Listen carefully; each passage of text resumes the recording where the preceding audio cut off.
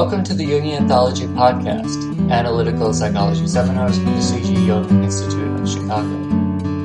Understanding the Meaning of Alchemy, Jung's Metaphor for the Transformative Process, with Murray Stein, Ph.D.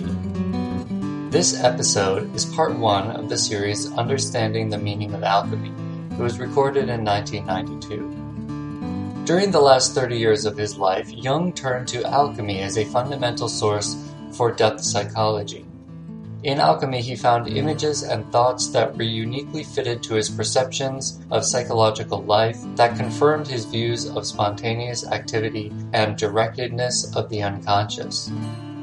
Jungian analyst and author Murray Stein presents an overview of Jung's work on alchemy to develop an understanding of the relation of alchemical symbols to the analytical process and individuation. The set includes the following lectures: commentary on The Secret of the Golden Flower from the Collected Works number 13, Psychology and Alchemy from Collected Works 12, parts 1 and 2, The Spirit Mercurius in Collected Works 13, The Psychology of Transference in Collected Works 16, and Mysterium Coniunctionis in Collected Works 14, chapter 6. Murray Stein, Ph.D., is a training analyst at the International School for Analytical Psychology in Zurich, Switzerland. His most recent publications include The Principle of Individuation, Jung's Map of the Soul, and the Edinburgh International Encyclopedia of Psychoanalysis, editor of Jungian sections, with Ross Skelton as general editor. He lectures internationally on topics related to analytical psychology and its applications in the contemporary world. Dr. Stein is a graduate of Yale University and the University of Chicago and the C.G. Jung Institute Zurich. He is a founding member of the Interregional Society of Jungian Analysts and Chicago Society of Jungian Analysts. He has been the president of the International Association of Analytical Psychology and is presently a member of the Swiss Society for Analytical Psychology and president of the International School of Analytical Psychology, Zurich. And we'll have a link in the notes to the complete series, as well as a link to all the lectures by Dr. Stein. We're going to spend the week together and become alchemists, or at least psychological alchemists, I hope. And I want to encourage each of you to read as much as you can of these texts. If you haven't already read them in preparation for the course, to be busy about it during the week, because we will be really considering these texts in some detail and basing our discussion on them. These are extremely interesting, profound, but also difficult texts to read. And so if you don't get it through the first time, I've been reading them for 20 years, and each time I read them, there's something I didn't see before, and that's what he's up to here, and that's what he's trying to get at. And it takes many, many readings. It's like reading poetry or the Bible or something like that. The texts are, as Jung said about a lot of his writings, double-bottomed, and there's a kind of superficial level that you might think you get, and then you read it again and you see other resonances, and there's something else that he's really after. And so there are many layers, different things going on in the text, and nuances, and we'll try to pick up some of those in the course of the week. So our discussions will be text-based. Each day has a text assigned for it. And I don't know if we'll get through all these texts. We certainly won't get through them in detail, but we will try to stay on schedule, so that today we will consider the text called Psychological Interpretation of the Golden Flower, and tomorrow we'll look at Psychology and Alchemy, which is volume 12 of the Collected Works, parts 1 and 2, focusing mostly on part 1. On Wednesday we'll look at Jung's essay, The Spirit Mercurius. Thursday, The Psychology of the Transference, and Friday, chapter 6 of Mysterium Coniunctionis, volume 14. Before we start with the first text today, Secret of the Golden Flower, I want to put these writings, all of them, into a context of Jung's overall opus, his life and work, so that you know where he is in his life and sort of what's going on, what's come before. Just get that up on your screen. You've all been through basic concepts. Some of you have gone through the certificate course, so you have a sense of the timeline of Jung's life and where he was, what he was, his age and so on, what he was doing at various points. So I want to locate these texts on that timeline of Jung's career, his life and work, before we start. And I want to start out by saying that what Jung did with alchemy was to appropriate it for psychology, for psychological discussion. And you must keep in mind that he was not a historian of science. He wasn't trained as a historian. He wasn't interested in being a historian per se, historian of science, which are usually the people who read alchemy and study it. They put it in the context of the history of science. First there was astrology, then alchemy, and then chemistry and science. There was an evolution of attitude and thinking in the West, the Western world, that finally ended up with scientific chemistry. And alchemy was a precursor of that. So those are the people who are usually engaged in these texts and study them and think about them. Jung was not interested in uncovering a piece of the history of science and discussing it as a historian would. So nor was he interested in using alchemy to discuss history of religions or philosophical ideas and their development in the West or in the realm of the occult or something like that. He's appropriating this area, alchemy, the alchemical writings that date from the early centuries of this millennium, starting in the first, second centuries, and in the Western world culminating in the Middle Ages and then going into decline after the 17th century when science began and chemistry took off and so on, and was after that relegated to the occult and to the backwaters of Western thought. So these texts that Jung is becoming so fascinated with at this point in his career, from 1930 on,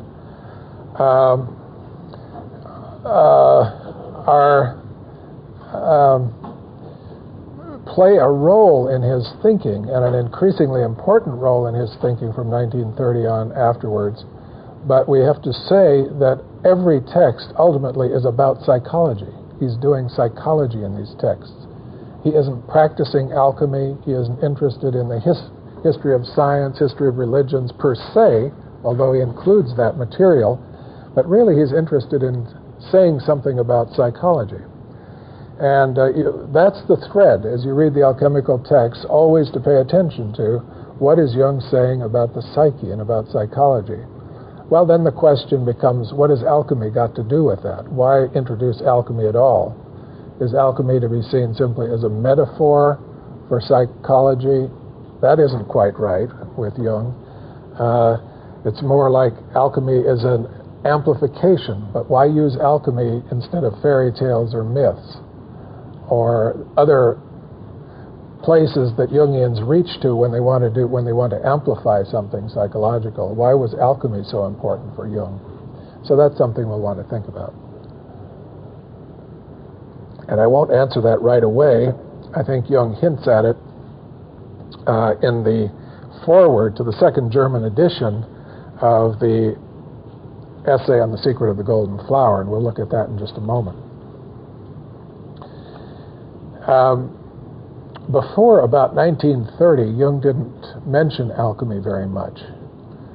I tried to do just a quick glance through the collected works that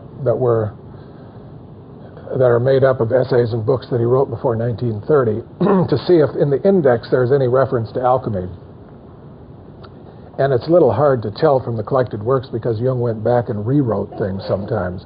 And so there, for example, in volume 12, in volume 5 that was written in 1912, the symbols and transformation of the psyche, or symbols of transformation in the collected works now. you will find a few references, mostly in footnotes, to alchemy.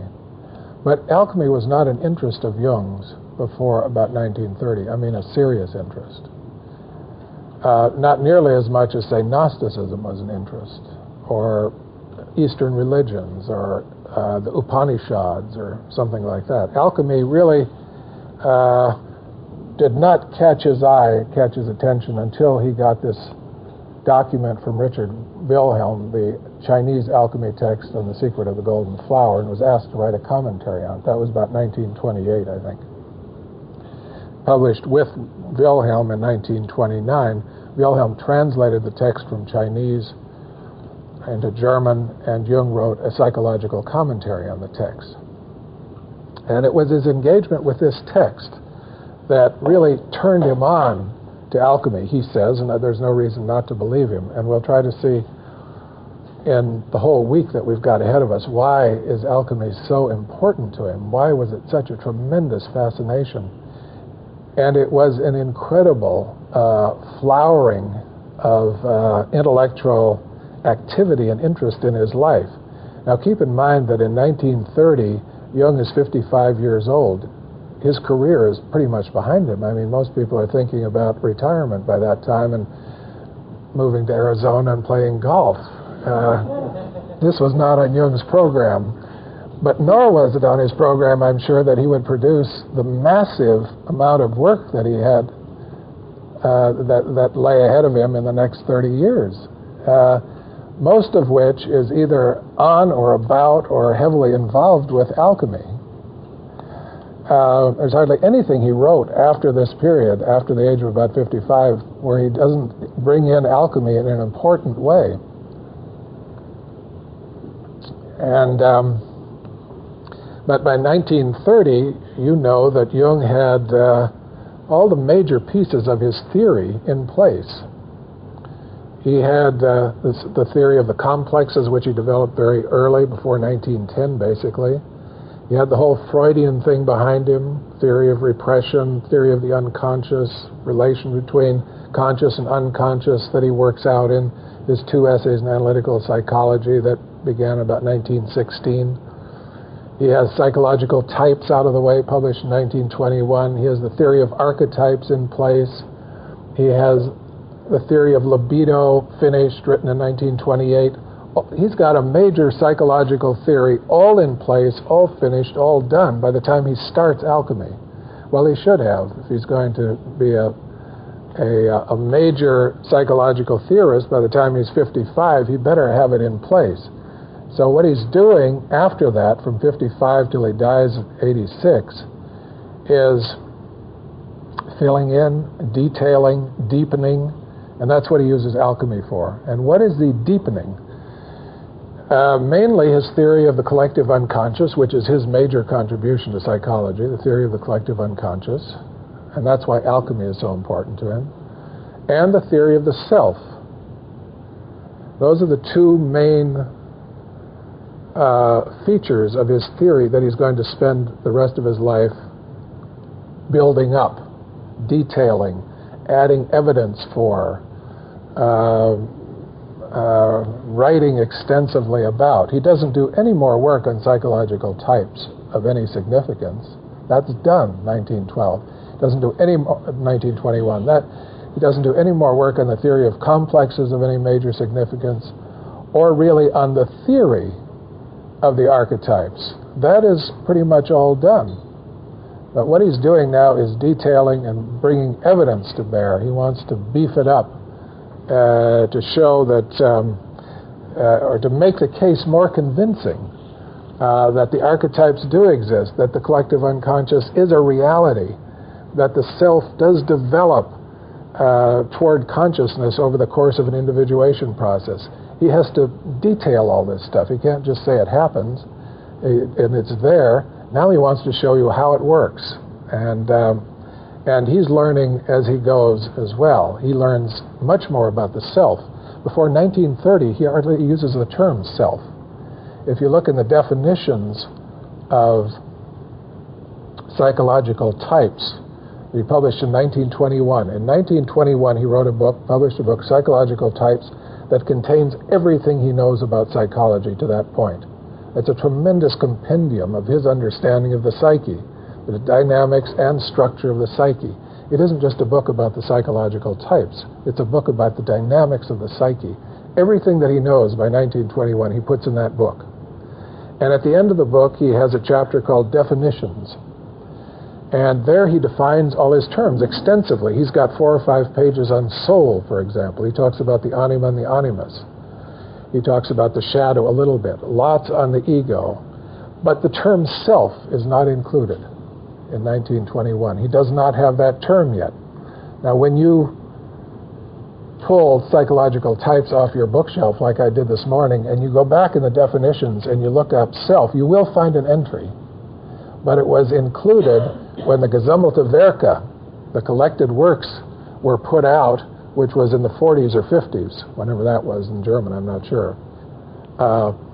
In English, of course, the translations came along a bit later, a decade or two later. But he added that, and there's a little footnote that says he did, he added the term self later. So in 1921, he did not have the term self. It was a discovery that he made in the 20s. Or he came upon the concept of the self in his own thinking, and the evidence for it in his dreams and the dreams of patients, and the individuation process, and how that is wrapped around this concept of self, which is something that he details very carefully in these alchemical texts. All of that still remained in the future. But it was in the 20s sometime, and I don't know exactly how this came about, that the concept of the self dawned on the horizon and then became more and more important until it became an absolute obsession. It occupied the center of his thinking after about 1930-35. And it culminates in his last great works, Ion, where he has a chapter called The Structure and Dynamics of the Self, the last chapter of the book. And in the last great work, Mysterium, Coniunctionis, where again he dumps more or less everything he knows about alchemy and psychology in a grand summation.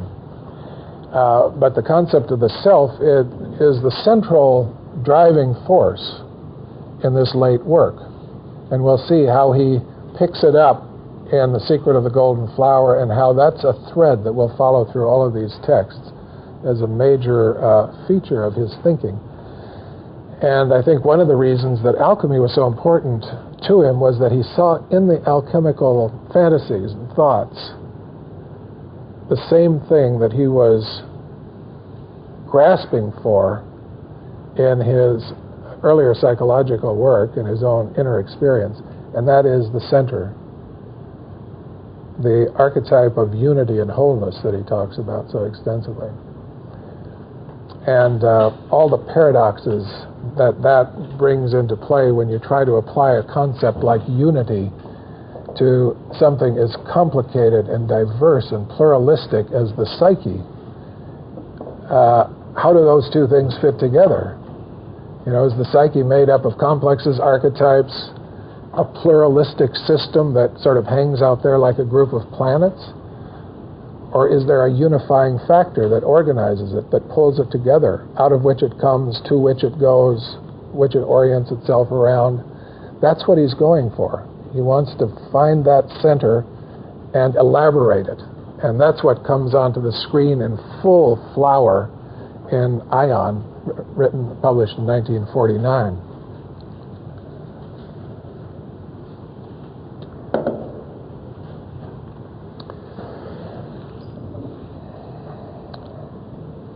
Just one more note, and that is that in my research and thinking and reflecting to this point, I think Jung's first glimmer of the notion of the self came during his midlife crisis,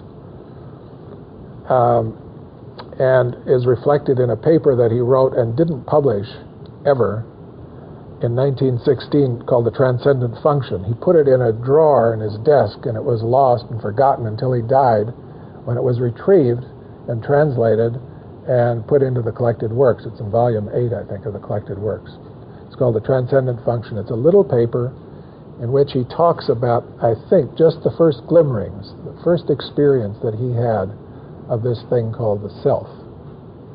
So that's 1916, about the same time that he had he received the 7 sermons to the dead, that Gnostic text that we won't discuss here, but that was a very important intuition, revelation, if you will, straight out of the unconscious of his whole psychological system that he would then have to elaborate in theoretical and empirical terms in the rest of his life, the second half of his life. But it's been noted by many people that the seeds of his whole theoretical system are in the 7 sermons to the dead, which, as I say, came to him over a period of about 3 days of almost automatic writing in 1916. That's also when he wrote this paper called The Transcendent Function. And then he had a dream in 1928. It's called the Liverpool Dream, and it's the dream that concludes this chapter on the confrontation with the unconscious, 1928. So between 1912 and 1928, Jung was in this liminality period, intensively at first and then much less in the 20s. But he ends it. He says the termination of it came with this dream, the Liverpool Dream. And in the Liverpool Dream, there is a symbol that of a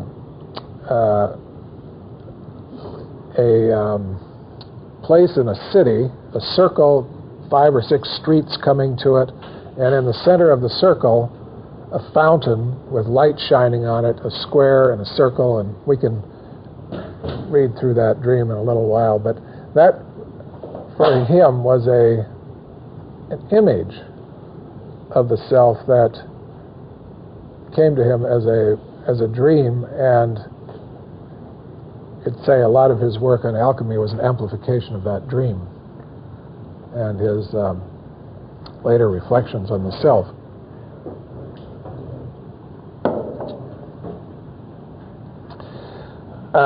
Now, all of that puts this work in fairly personal terms, that Jung is working out his personal salvation, so to speak, his own coming out of his own unconscious, his own dream work, his own experiences with patients, having to make sense of all that.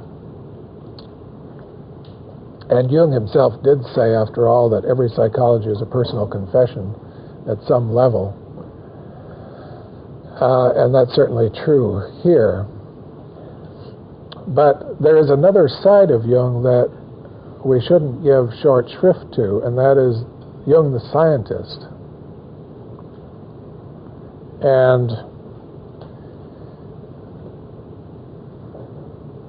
that is a side of Jung that is not very much appreciated in our time, because he was not a scientist in the way we think of scientists in a laboratory running experiments that can be replicated and so on.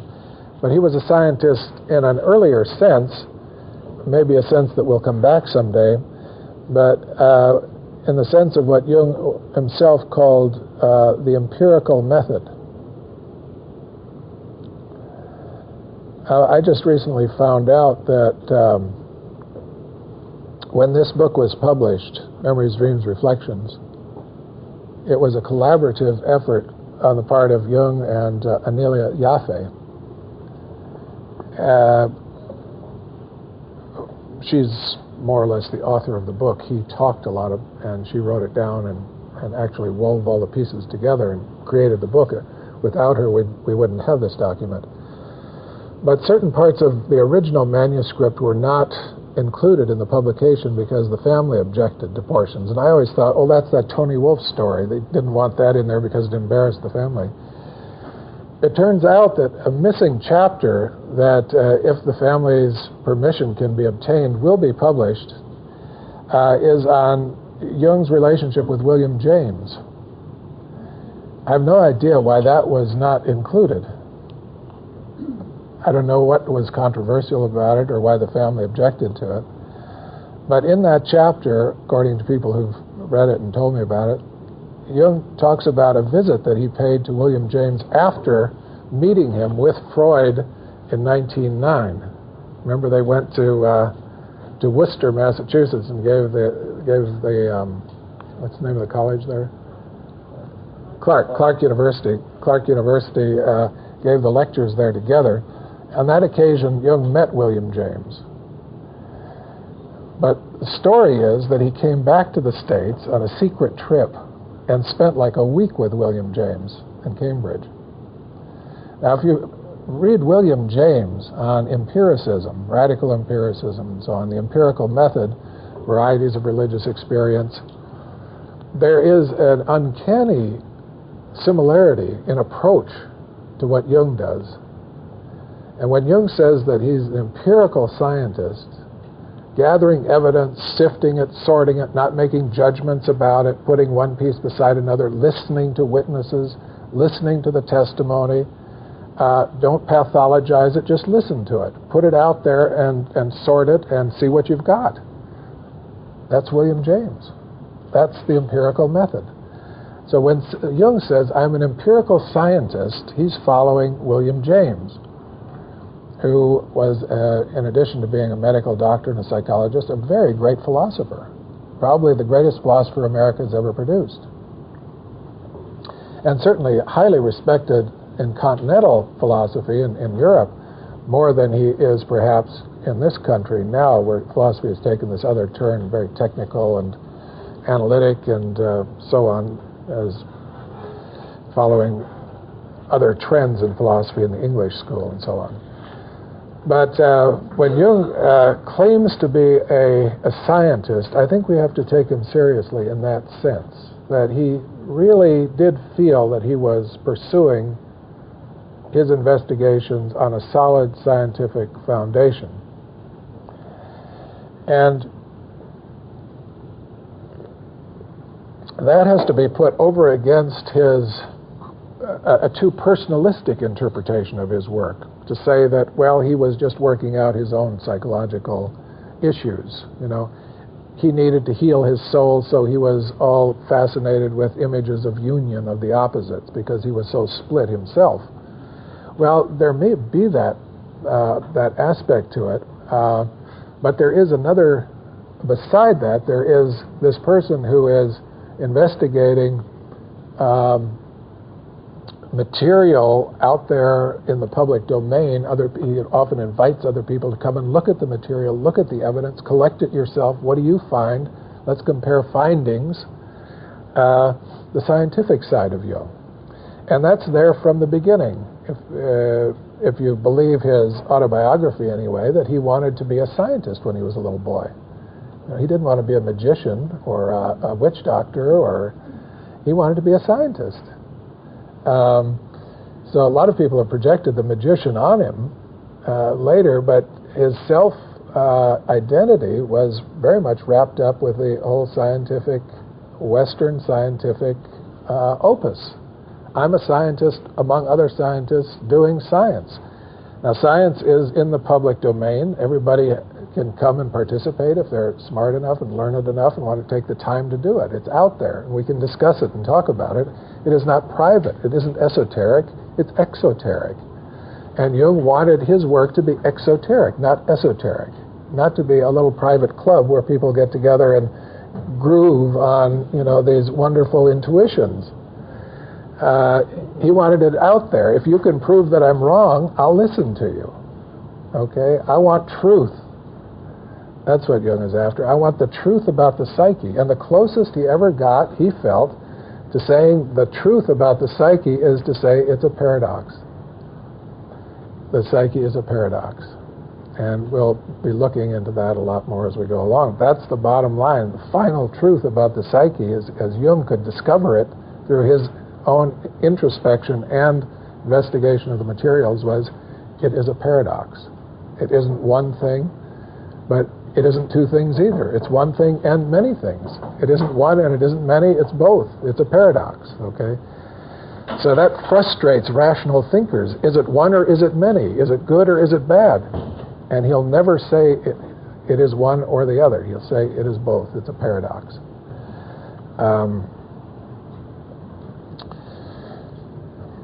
Okay. Now let's look at this particular text, Secret of the Golden Flower, and kind of go through it. And I thought maybe what I'd do is give you a summary of it, and then you can lead the way, and we can discuss points of interest in it, okay? As I said, The Secret of the Golden Flower is a Chinese alchemy text that was discovered by Richard Wilhelm, who contacted Jung, wrote him a letter, and sent him a copy and asked if he would be interested in writing a commentary. And they published this book together on The Secret of the Golden Flower in 1929 in German. Richard Wilhelm unfortunately died a year or two later, and Jung wrote a very touching memorial to him. Richard Wilhelm was responsible for bringing the I Ching to the West, which has become such a popular work. The Wilhelm translation still is the standard translation. Jung wrote an introduction to that. And these were the early, very exciting days of discovering the wisdom of the Orient in Europe. And Jung has quite a bit to say about the fascination and the dangers of that in his commentary on this document. It went through several editions, and in the second edition in 1938, Jung wrote a foreword to it that is interesting and important in understanding his relation to alchemy. So it's rather short, but I think it gives the essence of the point of view of Jung the scientist.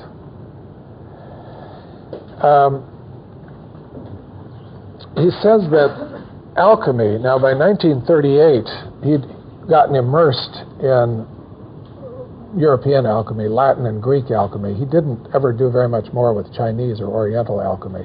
This is the only time he really engaged that, but he became extremely interested in Western alchemy to the point where he built up one of the 3 or 4 greatest alchemical libraries in the world. It's still housed in his home in Küsnacht.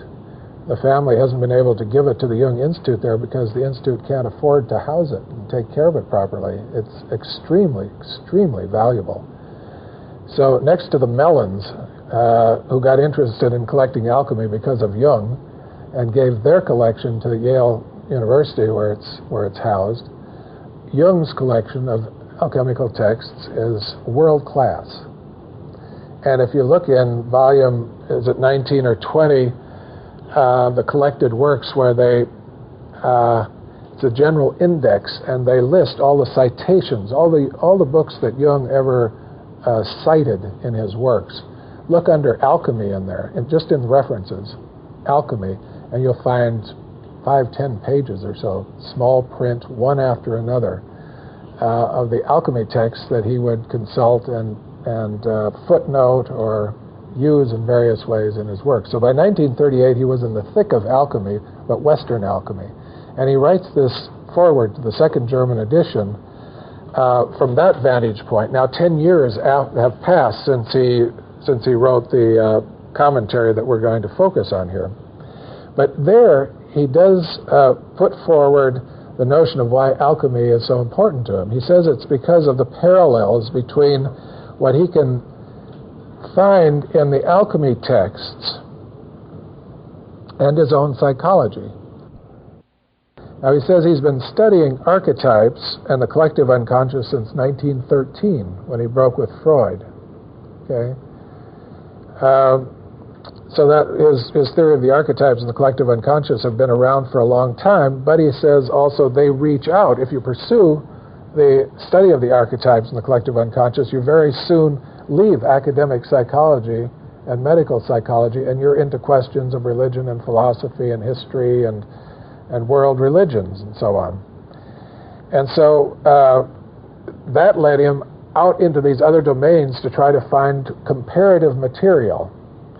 Now he's always looking for comparative material because on the one hand he's got his observations in the clinic over here, his clinical practice, his own dreams, the dreams of his patients, their processes, the transference process, all that very private, locked up with his modern patients over here. But he finds trends, he finds images, he finds themes that he thinks aren't just personal to them. And as he goes deeper and deeper into this impersonal layer of the psyche that he calls the collective unconscious, these themes and motifs start sounding like things that have been around forever, a long time. You can hear them in the religions of the world, in the mythologies and the fairy tales. So that's what he means, that reaches out past academic psychology. When you study psychology in the university, you don't study fairy tales. If you study psychology at a Jung Institute, you get into the Tibetan Book of the Dead, maybe in your first course. What is that? What's that got to do with it? Well, that's because of the collective unconscious. You see, that reaches out past how does the TAT work, or how do you do statistics on so on and so forth that you study in academic psychology or in medical psychology. So he's been looking for comparative material. He wants to find parallels. And he says he first thought of the Gnostics.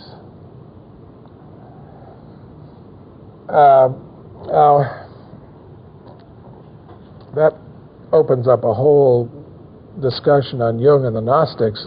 Suffice it to say that he was drawn to the Gnostics because he found parallels there to the fantasies of his patients too. Let's put it that way. That in the Gnostic speculations and experiences and descriptions, he found images and themes that struck him a lot like what he was finding in his clinical practice and his own personal work. So he looked to the Gnostics, but he says they're too limited, and you get too little reporting of the primary experience. You get a lot of philosophizing and metaphysical speculation, but you don't get much description of the actual experience that the Gnostics were having. What was the vision? What did he say to you? What did you say to him? What was the dream like exactly? And so on. So there wasn't much imagery in it, and mostly speculative philosophy. Also too fragmentary, he said, and too ancient and far away. Well, the texts that he had to work with were very fragmentary, and the study of Gnosticism has changed a great deal since Jung died because of the discovery of the Nag Hammadi texts. And so now there are actual intact versions of the ancient texts, which Jung didn't have accessible to him in his time. If he were alive today, he might find those very interesting. I don't think he would have abandoned alchemy particularly for them, but I think he would have found that there's a lot more there than what he had to work with before. Now, so anyway, the Gnostics weren't satisfying, and he couldn't get too far with them. And then came the Wilhelm text, Secret of the Golden Flower, and he says this furnished the missing items, because this led him to the study of alchemy in the West. And in medieval alchemy, he says, he found the missing link. Were they looking for missing links then already? I guess, sure, after Darwin, everybody's looking for the missing link between the animal kingdom and the human kingdom, right? So there's that term. He found the missing link between gnosis, that ancient speculation about the cosmos and so on, and modern depth psychology. Alchemy is the missing link that ties this tradition together.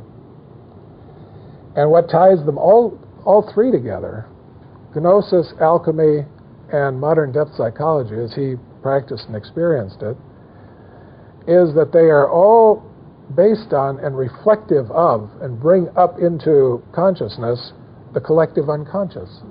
The collective unconscious is the layer that underlies all three of these disciplines. And the same collective unconscious that the Gnostics were experiencing in their visions and the alchemists were experiencing in their laboratories, modern man and woman experiences in the psychological laboratory of analysis, depth work, when you start paying attention to your dreams, intensively delving into the unconscious and active imagination and so on. You unearth this same kind of material.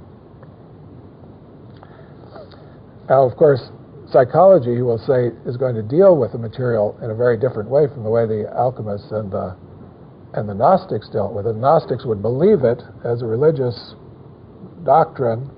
The alchemists would project it into matter and try to make gold out of it, unless they were very sophisticated philosophical alchemists. And whereas in analytical psychology, one tries to make psyche out of it, make consciousness out of it. You don't treat it as a faith statement or a belief system. You don't externalize it into the world and try to enact it or act it out, but you try to contain it and build consciousness out of it, build a new kind of conscious attitude out of this material. So psychology is a kind of container in which the material can be received, held, and transformed. Well, that receiving, holding, and transforming is something that he found very much in common with the alchemists, except they did it out there instead of in there the way in psychology one pursues it. But they had their containers, their vessels. They filled it with material that was supposed to have this magic property, this magic substance in it called the prima materia, and then they tried to transform it in the container through their operations and watch it and observe it until it came to its final culmination in the gold, which was the highest value or consciousness or what Jung would call realization of the self. Only for them it all remained outside. For Jung, this is all going on, but it's inside. The gold is inside, it isn't outside. The self isn't projected anymore.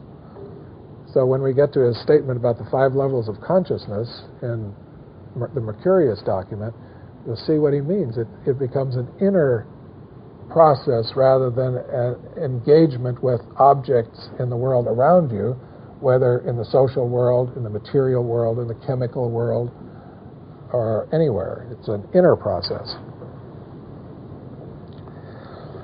Now, by picking up alchemy and studying it so intensively, Jung claims that he is doing science.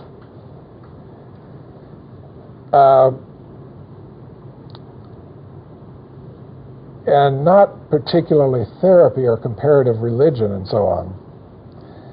And he says, what is the science? Well, he says that the concept of the collective unconscious is, quote, an empirical concept to be put alongside the concept of instinct,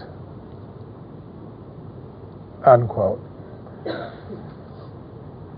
So he's got this scientific intuition, and don't let scientists tell you that they don't operate on intuition. They've got to. You know, they wake up in the middle of the night and they've got an idea. Well, they have to go out and test it. How can you find out if it's true or not? It's just an idea.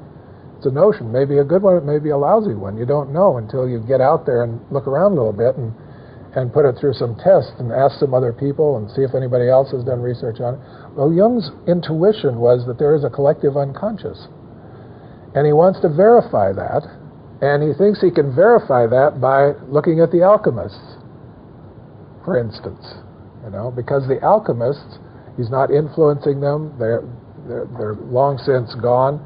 But if you can find parallels between modern fantasy and their fantasy materials, you've got a little bit of evidence there to say, yeah, this same kind of ideation, the same kind of mental material can be found in 2 completely separated, they didn't influence each other, one didn't cause the other, they're completely separated in time and space, and yet they're coming up in these 2 different contexts. That's evidence that down there underneath, driving this ideational process, is this thing I want to call the collective unconscious. This is a basic substratum of the human mind that produces certain kinds of fantasies and ideas. In every human being, no matter where they live, no matter when they live, they're going to come up with something like this if they let the psyche speak, either through projection, dream, fantasy. It will just bubble up with this stuff.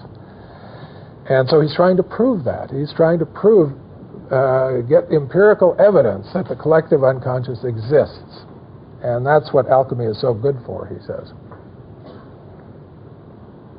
I think that needs to be taken seriously. Jung really did think he was doing that, and I think there is Jungians are not noted for their scientific efforts.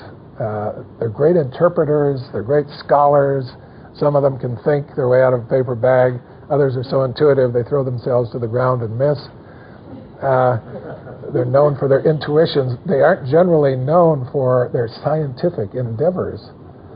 And I think Jung would be disappointed in a way that the field has taken this direction, that it isn't more scientific, that we aren't doing this kind of work, that hasn't really continued in a serious way. And that's maybe left for some of you all to take up in your future opie. Is that the plural of opus? Opie? Okay, so that is the foreword to this, and I wanted to get that out there on the table before we start our discussions of his alchemy texts, just to underline that we are dealing with a scientific undertaking here.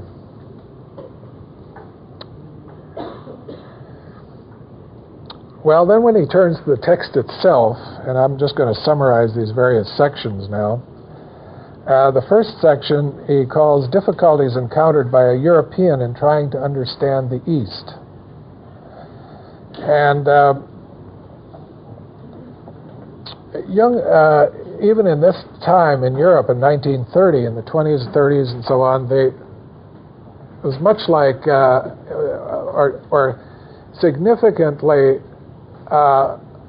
surprisingly like California in this sense that there was so much interest in Eastern religions and people were starting to practice techniques of yoga and meditation and becoming very enthusiastic about adopting the ways of the East, because these texts were just beginning to seep into Western culture and they were very interesting. The teachers were coming around, the gurus were beginning to appear, and they were drawing great followings. And so you had various movements that Jung objects to quite strenuously going on like this. He's not a New Ager. He didn't believe in it. He didn't think it was healthy. He didn't think it was a good thing to go wholesale over into another culture. Well, we'll think about why not as we go along here, but he advised against it on a number of different grounds. But he says the difficulties of a European trying to understand the East. Now you have to underline understanding. Jung is about understanding, not experiencing or getting into their thought systems, but understanding them. He says that Western science, with which he's identified, is distant and detached and looks at objects from a distance, whereas the Eastern views are based on experience and built up out of experience. So that for Westerners to come at it from the point of view of a scientific attitude, they often can't understand it very well at all. So naturally, then they'll want to go over into the experience side and experience it, which Jung also advises against. So is there another way for a Western scientific type person like himself to grasp this, to make some sense of it?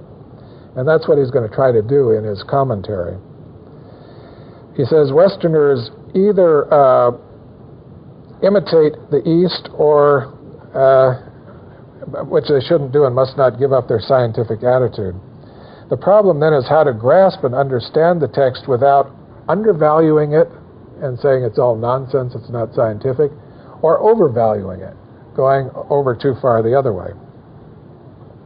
Well, this middle approach is what he has to offer. Modern psychology offers a possibility of understanding that is not based on doing the yogic practices, nor is it too distant and too unempathic. It's an in-between position. And how is he going to do this? Well, he says there is a parallel. Now, again, he's working with parallels. And remember his fascination with parallels. He wants to find grounding in the wider world, in the general human world, or out there beyond his clinical experience for what he's discovered inside his clinical experience. He says there's a parallel between the content of the Chinese text and the psychic development of modern European patients. Okay, there's a parallel that you can see.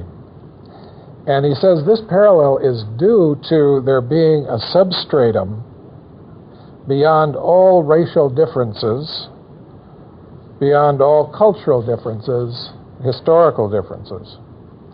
And this common substratum is the collective unconscious. And now I quote him, which is simply the psychic expression of the identity of brain structure irrespective of all racial differences. Here's Jung, the biologist, now. And he says the collective unconscious is common to all human beings because all human beings have an identical brain structure.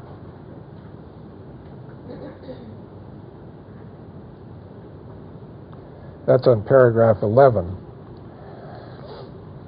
The important point to note here is that one has to, in reading Jung, one has to pay extraordinary attention to the levels. At what level are you working and thinking? If you're working at this level of the common substratum, you're talking about instincts, and beside that he wants to put the collective unconscious, the archetypes. These are common human heritage. Okay, at one point in his teaching career, he drew a pyramid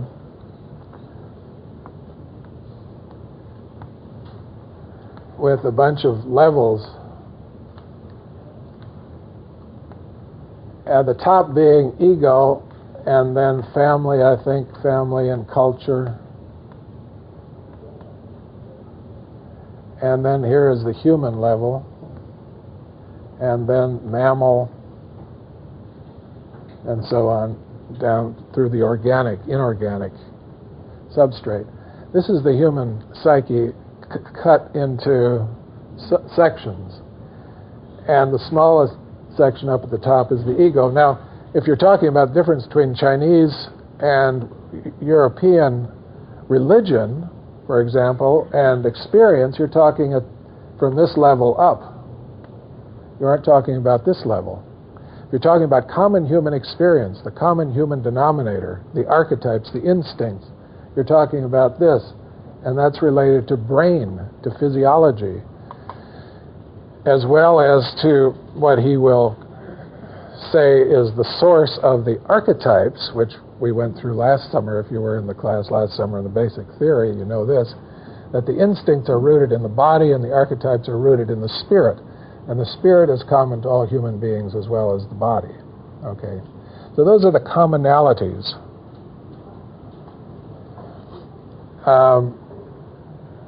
And when you're talking about racial differences, cultural differences, individual differences, you're speaking at these levels up here. It doesn't deny that these levels exist. Nor does speaking at these levels deny the importance of these levels. So while Jung is saying, on the one hand, we're all, Chinese and Europeans, we're all in the same boat together, we've all got the same brain, we've all got the same archetypal structures, it's still a mistake for people in Europe to drop down and try to retrieve from this level what doesn't come up through their culture. What they should do instead is try to evolve their own culture. He's an evolutionist, so he thinks that by leaping out of your upper levels and trying to get to the lower levels and drop something through an end run, so to speak, isn't going to produce any genuine development because these levels are being ignored. You've got to pull it up through all the levels. Growth has to come up from the bottom, but through all the levels and touch all the levels. They all have to be transformed. If you make this kind of an end run, you leave complexes. This is where the complexes live, in here. And so then you get a kind of pseudo-intellectual development that doesn't rest on history, on personal history. The complexes are bypassed and they're allowed to keep on functioning and generating their own little poisons over here on the side. And so you get these New Age people, for example, who now admit that they aren't dealing with the shadow very well. Well, this is where the shadow resides. It's in here. It's in the complexes and the ego defenses and all that material, for a real development to take place, it has to go through the whole system, and you can't make an end run around any bits of it. So that's why he's against leaping out of your culture and going to another one for wisdom, pulling that wisdom in over here and leaving untransformed everything in between. Now, he does think that happened in European culture about 2,000 years ago, and that's why Christianity has never taken. That's why Christianity has not worked in Western culture. Witness the 20th century, the Holocaust, the 2 world wars, the devastation in Europe. It didn't actually get pulled up through the European psyche. It was an end run, imported from a great Eastern religion, he said. And so that whole discussion of the European psyche and the Christian influence is a very complicated one, but that's the basic point, that the European tribes were baptized at the edge of a sword, the end of a sword, were forced into it, and it didn't transform their complexes. The Wotan element, their unconscious, was left untouched. You get a superimposed layer of conscious ideals resting upon a mythological substructure that then erupts all the time and breaks through those ideals. There you've got European history, in Jung's view. So it's an untransformed psyche that the European is dealing with.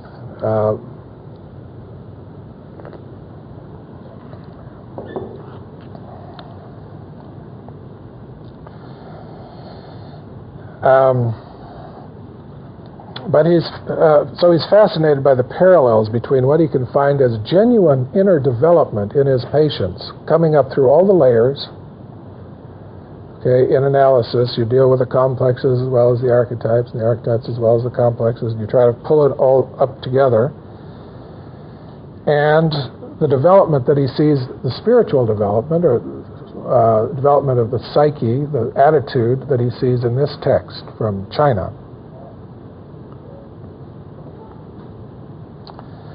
And he notes the necessity for keeping a balance between the yang of consciousness and the yin of the collective unconscious. Well, more on that later.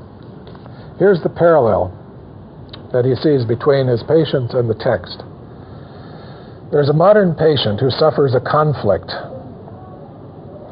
There's too much conscious development, too much one-sidedness, there's a neurosis, there's a split in the psyche, you get the conscious ego separated from the unconscious, from the instincts, sort of a typical overdevelopment of one-sided consciousness on the part of the patient, resulting in a neurosis. So he suffers a conflict from the opposites, which is a conflict that's insoluble in the terms given. An insoluble conflict, and then that person sits down in analysis, struggles with it for a period of time, and outgrows the conflict. And he says a new thing appears, which creates a new, higher and wider attitude that relativizes the givens of the conflict. But this solution is produced by fate or by time. And it simply comes about. It just happens. It isn't made. It isn't created. It isn't imposed. It isn't an attitude given by the teacher externally. This discipline of letting things happen. Wu Wei, he says. That's Wu Wei. W-U-W-E-I. I pronounce it Wu Wei. I don't know if that's a correct pronunciation or not. Wu Wei is the practice of letting things happen. In German, it's geschehen lassen. Geschehen lassen is one of the 3 verbs that Elie Humbert says is critical to Jung's approach to the psyche. Geschehen lassen. It means to let the thing happen, letting it happen. And that's what he would practice in his analytical sessions. He would say, I don't know the answers to your problem. You've got this terrible conflict. You're married, but you're in love with somebody else, or you've got you don't know if you should take this new job and leave the old one because of the great risk, and you make a page and you make lists of things and everything cancels everything else out, and there you are. You can't make a decision.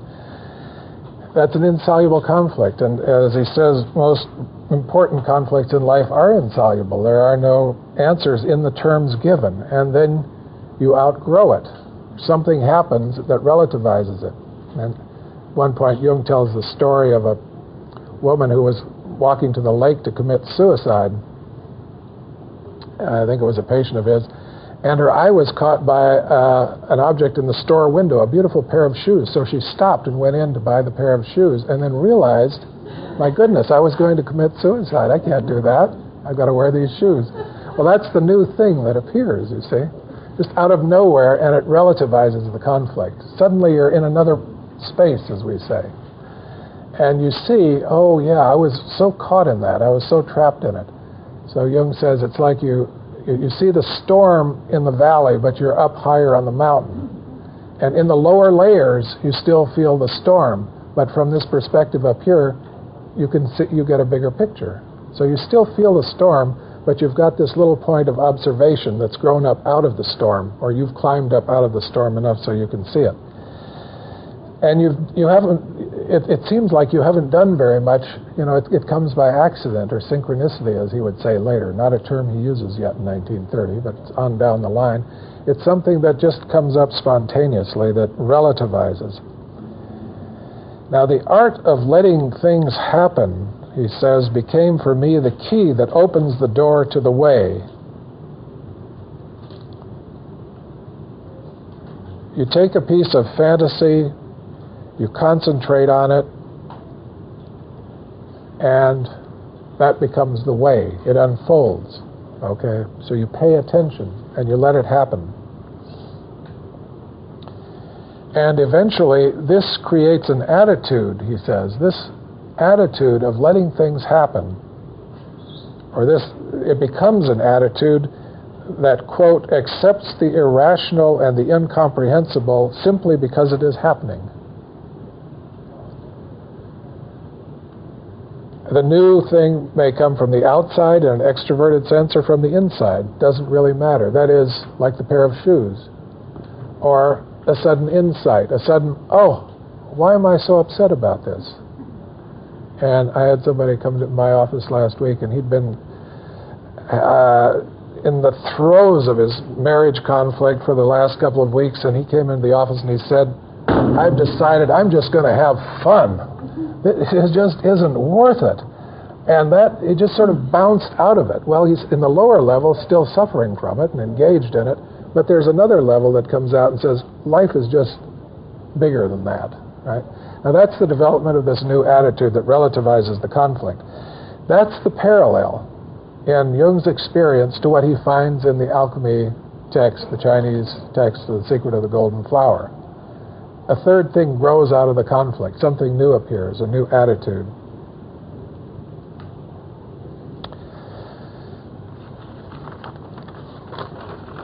Now, the fundamental concepts, he goes into a couple of those of the text. The first is the Tao. That's T-A-O. It's a standard, everybody has seen that term, translated by the Jesuits into God. When the Jesuits engaged Chinese philosophy, they said, oh, you're talking about the Tao? That's God. That's what we mean by God. It's the ultimate term, or the way, the thing that holds the opposites together. So Jung says the Tao is, first of all, a method for reuniting what's been separated, namely conscious and unconscious, and now he's beginning to bring his Western scientific psychological understanding to bear on what does the Chinese mean by Tao. Okay, how do we translate that into our experience? Well, it says the Tao is a method for reuniting what's been separated, namely conscious and unconscious. Now this reuniting what's been separated is going to occupy Jung for the next 30 years, so keep your eye on it. And it culminates in his great work, Mysterium, Coniunctionis. How to reunite what has been separated. conscious and unconscious. First they are together, they're one. You have an intact primordial self. It gets divided into two. You get a conscious system and unconscious.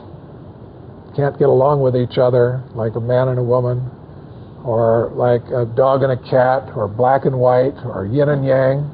They're oppositional, and they have to be brought together somehow. That's uniting the opposites. First one, then apart, and how to reunite them. So the Tao is a method for doing that. It's a method of meditation, of practice. You want to follow the Tao, here's how you do it. And the goal is to reunite what's been separated, the above and the below, the right and the left, the yin and the yang, the heaven and the earth, all the opposites. Secondly, the Tao means the attainment of conscious life, which is more or less the same as the first thing. By conscious, we mean the conscious system, and life, when they speak about life, they mean what we call the unconscious. So conscious life is the union of the two systems. So the aim of the Tao, getting into Tao, is to produce a position, a point that unites these two systems, conscious and unconscious, an in-between point, okay, that has them both, a bridge that has them both in view. That's the Tao. The Tao is like water. It flows with the gradient. and touches both shores, so on. You can play around with that imagery. But that's the essential notion of what they're after in finding the Tao that they've lost, getting it together, pulling together conscious and unconscious systems. Now there is the notion of the circular movement. And the object of this circular movement that is described in the alchemical text, Secret of the Golden Flower, the purpose of the circular movement, which you can see in dreams quite a lot, you know, people going in circles, circles appearing, circumambulation of various objects. The purpose of the circular movement is to produce the unity of these two things, consciousness and life. Life is the unconscious. Life is the great collective unconscious. That's life, just as it is, nature, raw. Consciousness is this little thing that comes up out of it and sets itself over against it and wants to control it all the time, right? That's the ego. So you've got, and you can't get rid of the ego really and just go into the water and let yourself dissolve. On the other hand, you can't control the water. So how to produce this unity of consciousness and life so that you're at harmony with yourself? You and your life are one thing. You aren't going in two different irreconcilable directions. That's the point of the circular movement, to produce the unity of consciousness and life so that you're in harmony with yourself.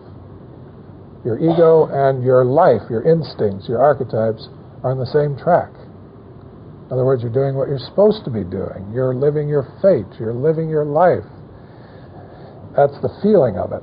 Now, and the circular movement is to produce this unity, which is a recovery of an original unity that you had when you were in your mother's womb, before bad things started happening to you, or before you started developing your splits.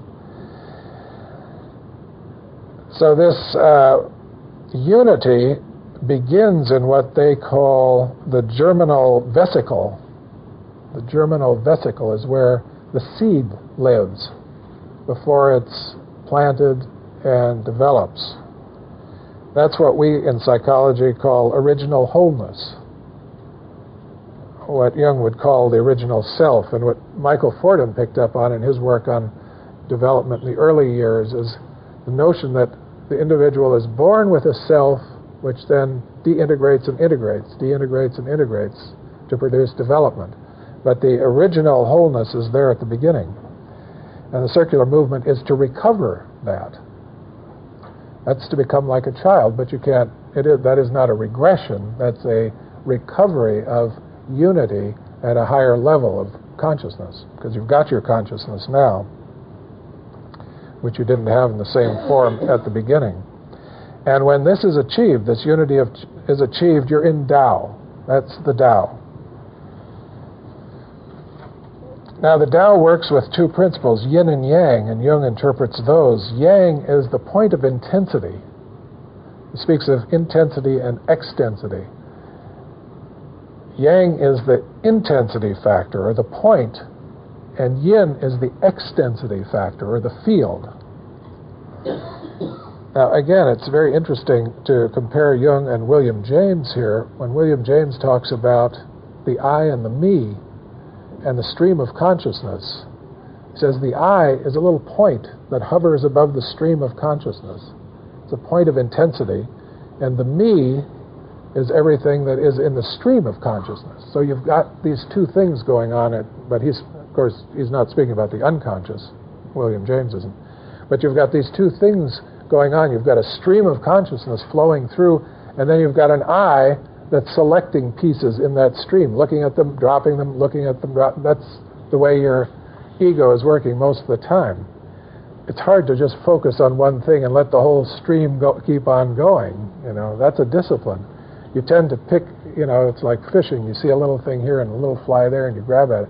That's how the I works. Picks up a little bit of the stream, drops it, goes on to another one.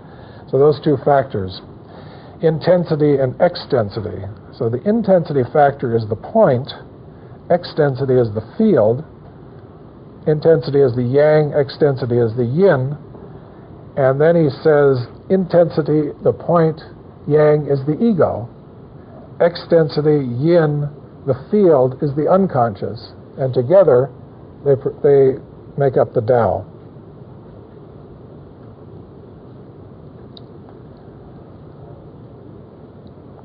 And they, in the text, work a lot with a symbol of light.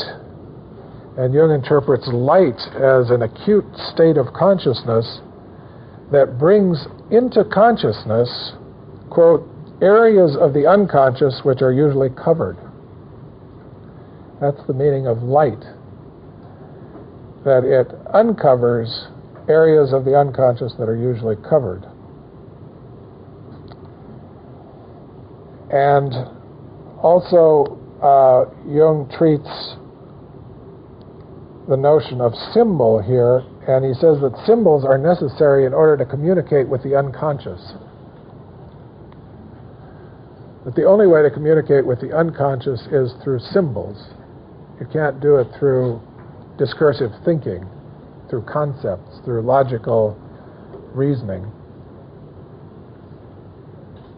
So the way to lure the unconscious up into your consciousness is to use a symbol.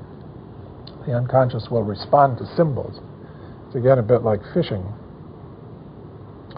And places that are loaded with symbols, of course, we have them all around us. I mean, our culture is full of images and symbols. Movies, religions, of course, have used them since time immemorial. Mystery rites, football games, wherever you go, practically there are symbols around. And what happens when a symbol engages you, or you engage a symbol, is you start feeling things. You get emotional. Your psyche gets involved in it. It isn't just the top level of your ego, your reasoning capacity. You identify. You get involved in a movie. It matters if the hero wins in the end. You're devastated if the two lovers don't get together, or something like that. Your psyche gets into it. That's what he means, that symbols lure the psyche, lure the unconscious. And of course, that's what's happening in alchemy all the time. There's burbling chemicals in the vessels being gazed into, studied, lure the unconscious into them, and suddenly the alchemist sees a green lion in there getting its paws cut off, things like that.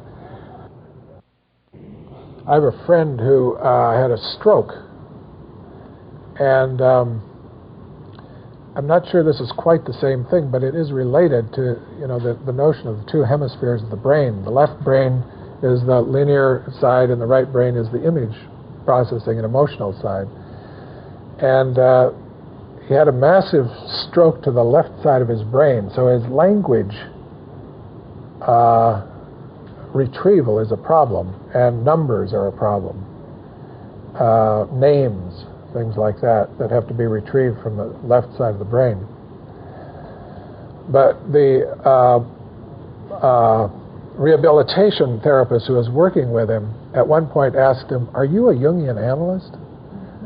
And he said, "Yeah, he was." Apparently she didn't know that, but she said, "I think the reason I thought that was that Jungians work with imagery so much, and you have this extraordinary capacity on the right side of your brain to do things that most people don't have. It's been built up through work with images." And so he actually has made a very quick recovery, and he's building, or he can identify images and work with that kind of material much better than would be expected of a man his age, whose right side of the brain would normally be rather underdeveloped. So that gave me the thought of a new marketing potential for Jungian work. I don't know if that can be confirmed empirically, but in his case, at least, there seemed to be something to it. He's making a pretty good recovery. The next section Jung calls phenomena of the way. And he says that on the disintegration of consciousness, which he sees evidenced in the text, and those are the pictures where the one becomes many, okay, like all those figures appear above the head of the meditator. He says when the intensity factor, the ego consciousness, experiences the unconscious,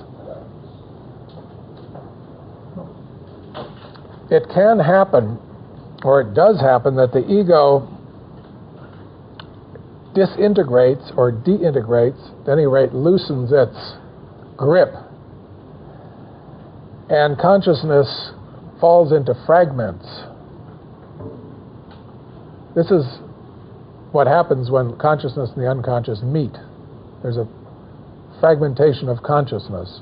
Now that may be momentary, but you can experience it in very mild ways if you just let yourself go into a kind of relaxed state and let your fantasies start appearing. You can experience a little bit of this fragmentation of consciousness. It isn't focused anymore. And different things can pop up at the same time and so on. Now this fragmentation of consciousness leads to, if you pursue it long enough, through meditation, or what Jung would use, active imagination, concentrating on the images and following them, then it leads to another and another. And if you pursue this far enough, he says that psychic systems appear which are not only in the unconscious because of repression, but are original there. In other words, they aren't there because of repression, they're there because they aren't in consciousness yet. And these bring new personalities up into the conscious world. Now, this notion of new personalities or psychic systems that exist within the unconscious is an idea that he's had for a long time. He calls them complexes or archetypal images, or in one sense you could say everybody is a multiple personality, not in the pathological sense of that term, but in that insofar as we all have centers of consciousness or other personalities besides our ego personality. You can see those in your dreams. The dream figures each represent such a center of consciousness in the unconscious or another psychic system. And if you pursue them far enough, say you dream about your mother or your father, parental complex, and you pursue that far enough in active imagination, amplification, and so on, it leads you into the archetypal system, the father archetype or the mother archetype. And so whole psychic systems come up on the screen of consciousness, so to speak, if you delve into it, go into the unconscious far enough. these can even be experienced as incarnations or as revelations or, religious experiences. And in fact, that's Jung's idea of how religions come into being. People experience the archetypes. They have a revelation, a new personality, a superordinate personality, the self or an archetypal figure. Yahweh speaks to Moses at the burning bush. What is that? That's an archetype, Jung would say. It's an archetypal force. Or a Gnostic has a vision of the Redeemer coming and teaching. What is that? That's another personality. These aren't sub-personalities, they're super-personalities. Now, some are obviously also sub-personalities, animal figures or inferior sort of human beings, that is, inferior to the ego attainments of consciousness, moral responsibility, awareness, and so on. Shadow figures. All this kind of material comes up into consciousness when the ego lets go of its grip on this little piece of itself. It starts experiencing some of the underlying layers. But the downside of that is that this starts feeling less unified as an identity, starts feeling more fragmentary, a piece of things, not the whole of thing, not the whole thing or the center even of the whole psychic system. And Jung stresses the importance of realizing these daimons, D-A-E-M-O-N-S. It's not demons, they're daimons. That's a Greek word meaning guardian spirit. These are forces of the unconscious. And that's what the text seems to be indicating, he says, and that's what happens to people in modern psychological practice when they delve into the unconscious. These other psychic systems start opening up from below. And then he discusses two of them, the animus and the anima. And this is a very interesting discussion of animus and anima, I find, in light of modern contemporary debates about the anima and the animus theory. And he says that the animus, his concept of the animus is equivalent to what the text speaks of as heaven or yang. And the anima is equivalent to the earth or yin. Now the animus is a Latin word that means spirit. So when the text refers to spirit, things of the spirit, Jung is translating that as animus. When the text refers to things of the soul, that's the anima. The animus, Jung relates to logos,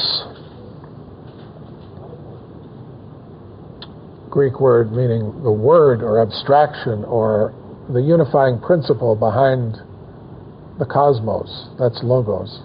It's a spiritual principle of order and unity.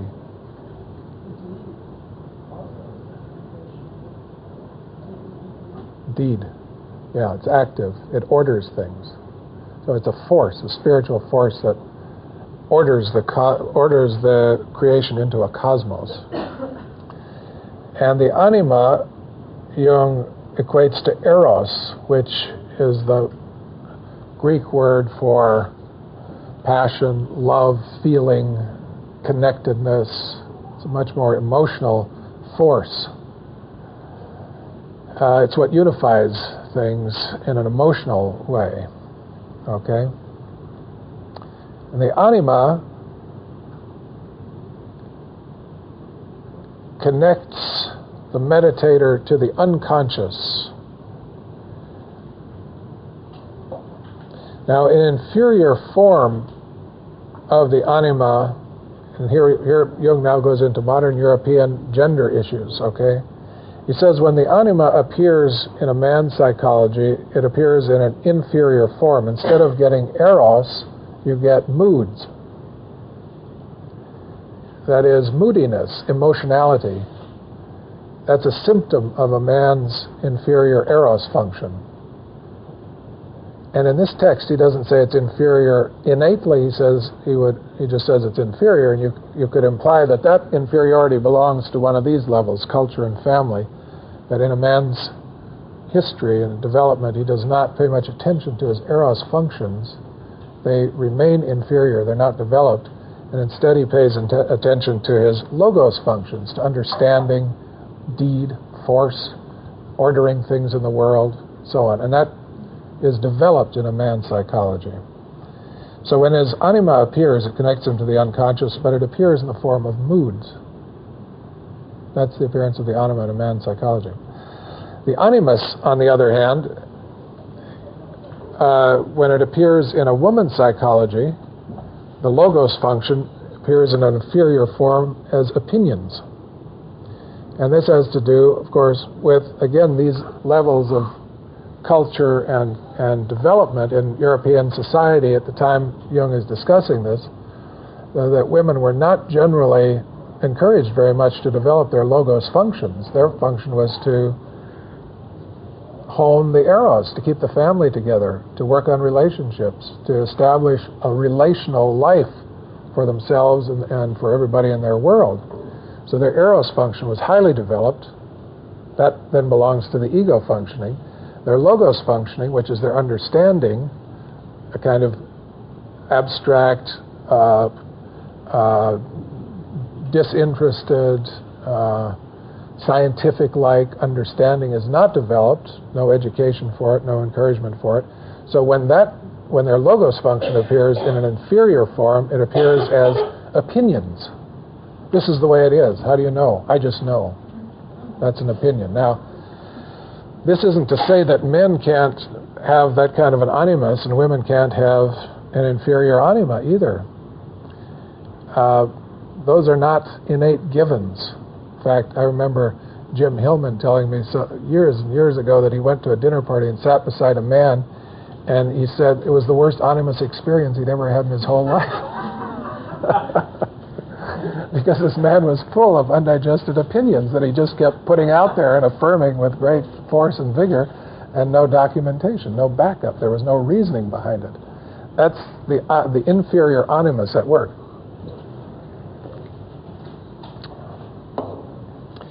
Now, in the psychology of the people that Jung was working with, the men tended to have developed their logos functions and not their eros functions, and women had tended to develop their eros functions and not their logos functions. And so the animus in a woman appeared as inferior and the anima in a man appeared as inferior. You could say in other cultures and other times, and our time may be approaching that with our new attitudes toward education and the workplace and all of that, and encouraging women and men equally as much as we can manage to become conscious and take the worlds of education seriously and develop themselves for the careers and all of that. Maybe everybody's going to have an undeveloped eros function. Say everybody will have inferior animas and superior animuses, and their relatedness will go to hell in a handbasket. There will be no relatedness, no sense of community, no sense of belonging, no sense of oneness, everybody out for himself, everybody understanding everything very well, but no emotional attachments to anything. We might get a culture like that. So everybody will have an inferior anima and be very moody and sulk on weekends because they have to work so hard all week, right? So you get very similar psychologies, men and women being structured in very similar ways. Now, the implication of this is that men and women both have anima and animus factors. You know, Jung doesn't say women don't have logos capacities and men don't have eros capacities. It's just what is developed and what isn't developed. They both have both. But one of them tends to be more developed than the other, either because of an individual preference or because of cultural forces at work. But in the Tao, both exist as complementary opposites. And if the implication is that men and women both need to get into Tao, they both need to develop both and get them together, right? That is the individuation task, the task of pulling together, reuniting the opposites, the anima and the animus, or the eros and the logos, as much as possible, getting them both developed so that men nowadays, because of the men's movement and pressure from women and the whole cultural thing, have to work on their feelings a whole lot more and try to relate better and develop friendships and how to do all that kind of work that always was done for them, traditionally and historically. And women are being pushed into animus development or logos development in a way that they weren't before. But the point is that everybody has to do the work, men and women, in developing both of these factors or bringing them into relation to each other in order to achieve Tao, or the union of the opposite systems. Because what is undeveloped tends to stay in the unconscious. What is developed comes up into the ego. So when you bring ego and unconscious together, and ego begins to dissolve, it starts experiencing the inferior, undeveloped portions that have lain dormant in the unconscious until then.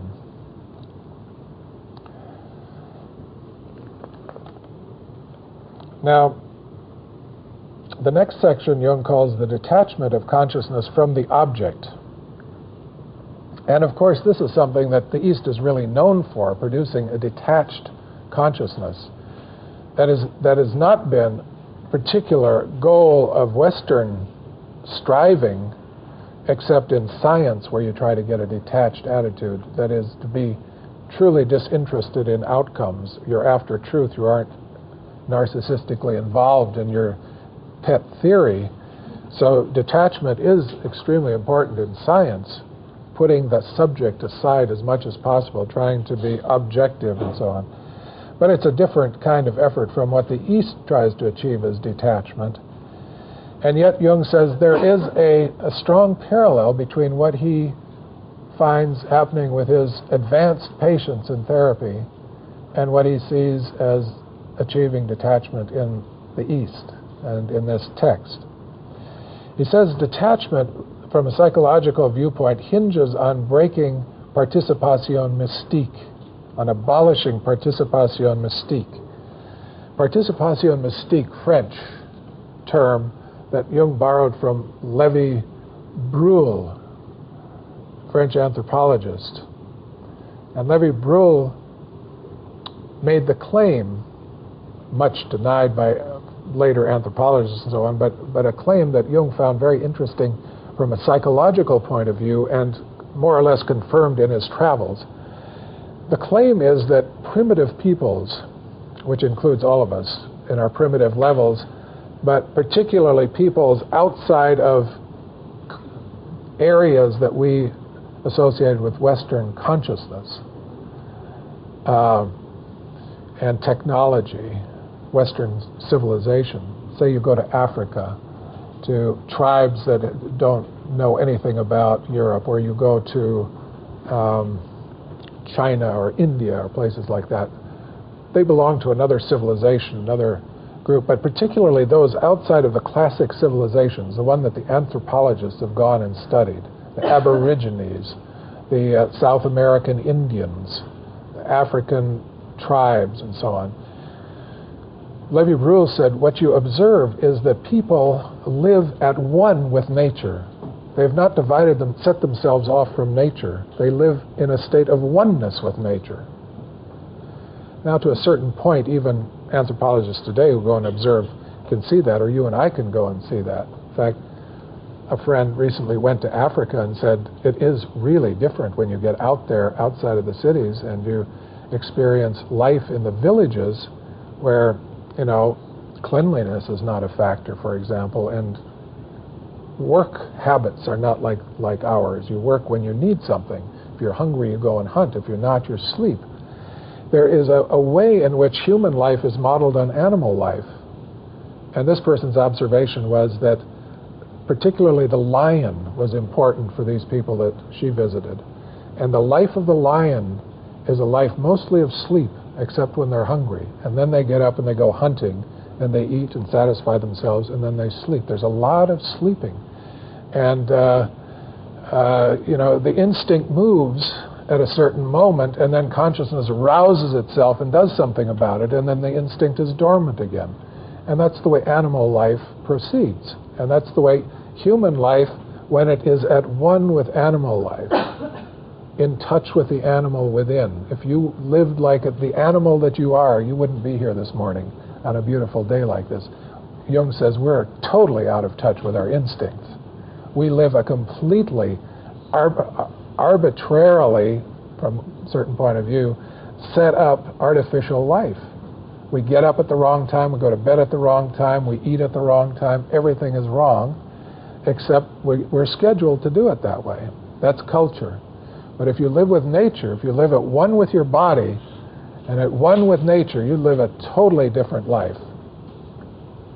Well, if you think that's attractive, go out and observe people who do it and see if you would like to live that kind of life. You probably wouldn't. My son is actually out with some Navajo Indians for a few months and taking care of a couple, and he was appalled to see what they eat. And they don't have any running water, and there's no electricity, and nobody goes to work in the morning, and they dance a lot. But they were eating this mutton. That they have no refrigeration, and the mutton was out there on a table, flies all over the place for 5 days, and was starting to turn color, and they were still gnawing on it and eating it. And he backed away from it on the 4th day, I think, wisely. But he realizes too that they're in touch with something that he isn't and that we aren't, the spirits of the land, right? And the dances go on for 5 days. Well, if you work a schedule, you can't go to a dance for 5 days in the middle of the week. So it's an impossible conflict. You're conscious. That's a different kind of consciousness. Well, Lévi-Brühl said, these primitive people live in a state of participation mystique with nature, at oneness, identification with nature. Jung picked up on that concept as a psychological concept, not as an anthropological observation. But he says, yeah, I know that. I live at participation mystique with objects too. So do my patients. So do lots of people. They just don't know they are. We live at participation mystique with our families. We're identified with our fathers and mothers. That's participation mystique. So while we can say from a superior point of view, look at those natives out there, look at those primitive peoples at one with living in participation mystique, whereas look at us, he says, yeah, look at us. You're in participation mystique with your father. I know of a minister who's 45 years old. He is a minister, his father's a minister, and he can't preach his own sermons yet. He preaches his father's sermons. Literally, he gets the sermon that his father preached 20 years ago, he takes out the text and he preaches it on a Sunday morning. That's participation mystique. So we aren't out of participation mystique, we just aren't aware of it. Of course, neither are they aware of it.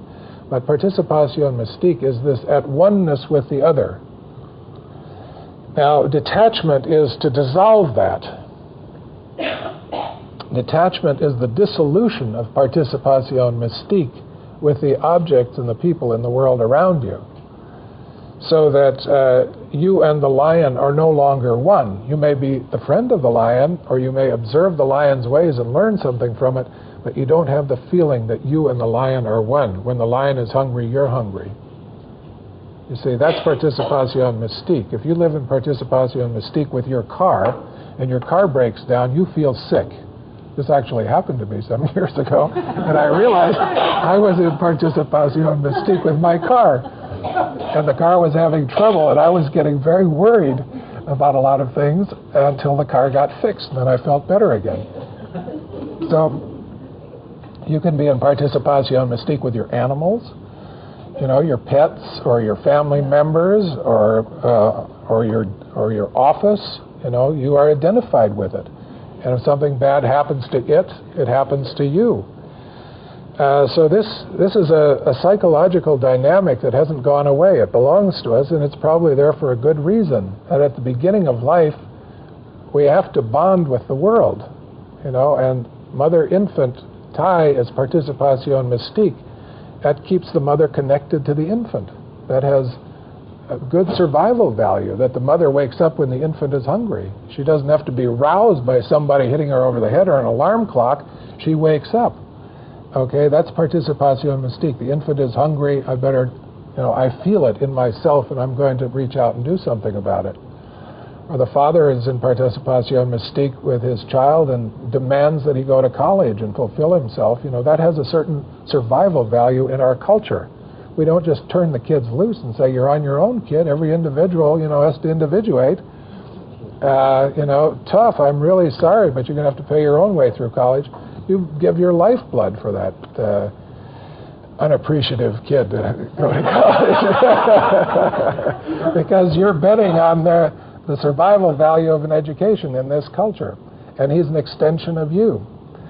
So it has a function, but at a certain point in individuation and in development, one has to break that. Whether you're forced to break it by tragedy, divorce happening to you, something like that, that is a participation mystique coming to an end, a marriage, or important people leave you or die, or these terrible things happen. Tragedies force us to become conscious and to take back what we had projected into the other. Okay, so we'll get into this later. The whole analytic process is described in these terms too. First projecting, then taking back the projection. That's a consciousness-raising activity. But when you do it, it has a couple of functions. The object becomes less powerful to you because you're detached from it, but the power that you'd put into the object comes into the self. And so the self, the ego self, becomes more powerful in relation to the objects and less dependent on the objects, less compulsively attached to the objects. And this is a natural process of growth when it doesn't happen by intervention of fate and forced development. Even without that, there is a natural way in which one lets go as one ages, and you can see this in people who age well.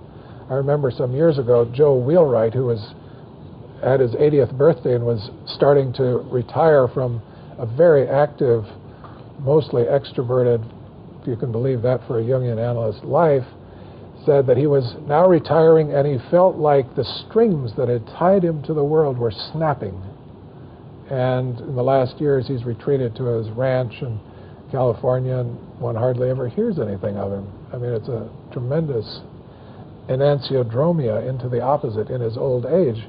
But it is that what he had put out into the world and held him to the world and attached him to it and kept him and the world around him going so well for a long time came to an end, and now he was taking it back into himself. Well, that enriches the self on the one hand, makes it stronger vis-a-vis the objects, but the object world also becomes less important, and that is what the East recognizes as detachment, that the object world is relatively unimportant. It comes and it goes, and you're born and you're reborn, and 100 million years are but a blink in the eye of Brahma, and the Buddha comes every 10,000 years. I mean, the sense of time, that sort of detachment that the East has cultivated and is known for, is something we just have a little bit of a taste of because we don't really cultivate that kind of a detached attitude. But in the individuation process, as Jung observed it, happening naturally over a lifetime, it does happen too. As a person goes through all the stages, lives life fully at each stage, then as the later stages evolve, there is a breakdown or a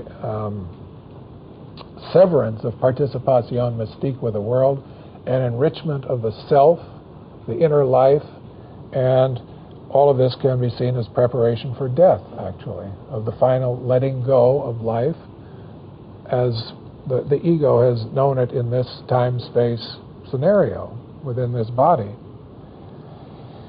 Now, what this does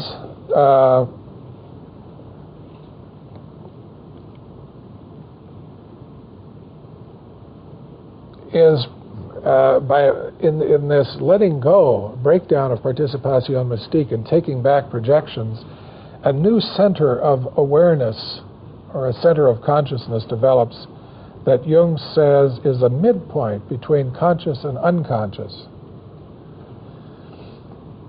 It's outside of participation mystique, but it observes the world. It isn't unrelated to the world outside or the world inside. It's an observation point. So it can observe what's going on, wu wei, letting things happen, whether they're inner things evolving, fantasies, dreams, inner figures, dialogues, or happenings in the world around. And this midpoint between conscious and unconscious, no longer caught in participatio mystique, is what he calls the self. This is also what he talks about in that essay that he never published, 1916, The Transcendent Function. It's that midpoint between conscious and unconscious. It's an observational attitude. And he says this attitude, when it becomes solidified, a conscious attitude is, quote, beyond the reach of emotional entanglements and violent shocks. Well, you can see that's a very advanced person. I don't think any of us would claim that. I don't think he claimed it. But it is something that can be approximated and that you feel in certain moments, maybe. It isn't there as a stable attitude, but in your so-called better moments, you can achieve something like this sort of balance and detachment. That is what Jung calls the self. At this point, now this is just a point which then opens up into an incredible structure of theoretical detail in Ion some 20 years later. But at this point, the self is a point, an attitude that bridges conscious and unconscious, is not involved in participatio mystique, characterized by detachment, and is beyond the reach of emotional entanglements and violent shocks. Now, he does go on to say that this is an instinctive preparation for death, and also that even for people who achieve this to some measure, they continue suffering in the lower levels.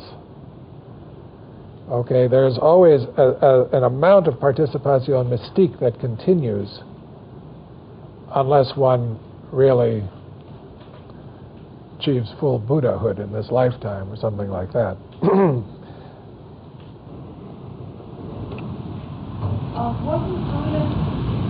Buddha and Jesus both had temptation, and it's always interesting in the difference between them. And Buddha was not to teach, to leave the world, and to go away. So when you talk about preparation for death and stuff, it clearly is a danger that Buddhism recognizes.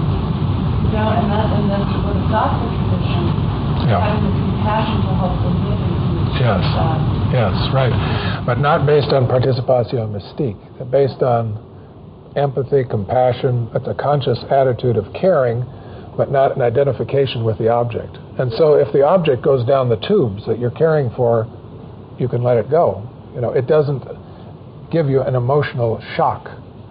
So you get these people like Mother Teresa and so on, people who have achieved a high level, we would say, of development and consciousness. Whether she has achieved it or not, we project that onto her, okay? And these are people who can work with others who are not going to make it without getting too involved in that fact. They're involved in intransigent, impossible situations that are never going to change in their lifetime or probably anybody's lifetimes. Poverty, illness, despair, all of that. Able to work with and care for and be compassionate with that without identifying with it. If you identify with it and the patient dies, for example, you practically have to quit. You can't go on. You're so affected by it. You receive a shock from it because you've been in participatio mystique. That is different from the compassion of the Buddha, who comes back to save all sentient beings until they are all redeemed and they can all enter nirvana. That is a stage of relatedness above, so to speak, participatio mystique. We begin with participatio mystique, reach detachment, and then, as you say, there is this splitting of the paths. Some go on into nirvana directly and prepare for death, and others reach back and deal compassionately with the world. The fulfillment that is described in the text, Jung speaks of is spoken of as the diamond body, the spiritual man, the Christ within, self, detachment. These, he says, are all equivalents. So that we're all basically on the same path, and this is his conclusion. Whether you're in a Christian tradition and you speak of the Christ within, whether you're in the Taoist tradition and you speak of the Tao, whether you're in a Buddhist tradition and speak of achieving the Buddhahood, enlightenment, consciousness, whether you're in analysis and you speak about breaking participation mystique, becoming conscious, everybody is on the same path, he says. So it must come from this level down here. There must be a point, there must be a source in this brain level, in this common human level, that drives this movement toward what he says is consciousness, building consciousness, or developing this midpoint position, or this state of detachment, or this state of enlightenment. There's something in the basic human organism that he says is instinct, is archetype. It's wired in. It comes with the organism, and if you let the organism flourish, if you let the human being flourish in any culture, that will make its appearance in a slightly different form. It may come out as Taoism or Buddhism or mysticism or psychologism or whatever, but it's the same thing. That's the claim he's making. We're all working on the same project in some way. And so it comes out of this underlying substratum, the collective unconscious. Well, that's what he's going to want to talk much more and much greater detail about, is the individuation process later in his writings. And this is a preliminary sketch of what he's going to detail a great deal later, and I've run out of time and I've got to run. So I'm sorry we didn't have any time for discussion today, but we'll try to reserve some tomorrow to discuss this text and the one that we've got on the agenda for tomorrow, as I say, Psychology and Alchemy, and concentrate mostly on part 1. If you have time to read both parts, great.